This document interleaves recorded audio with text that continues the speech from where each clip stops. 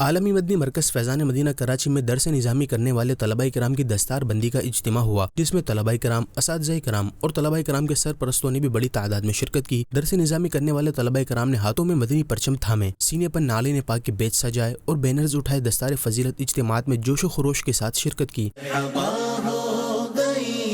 رحمت مصطفیٰ جامعۃ المدینہ کی کیا بات ہے۔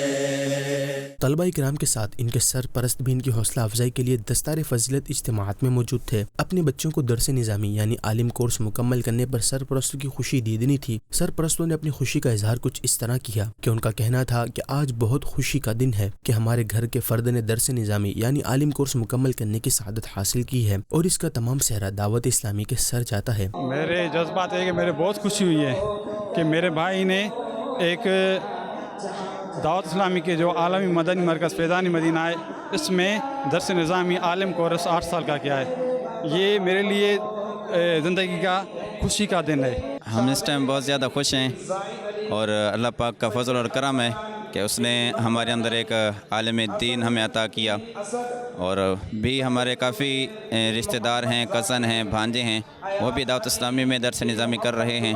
پہلے بھی دعوت اسلامی کا احسان ہے کہ اس نے ہمارے خاندان میں تقریباً 2 عالم اور دیے ہیں، ایک یہ تیسرے ہو گئے ہیں۔ ماشاءاللہ سے بہت خوشی ہو رہی ہے کہ ہمارے گھر میں بھی کوئی عالم بن گیا ہے اور ہمارے خاندان میں بھی پہلا عالم بنا ہے ماشاءاللہ سے، تو بہت گھر والے بھی خوشی کا اظہار کر رہے ہیں اور ہمیں بھی بہت خوشی ہے۔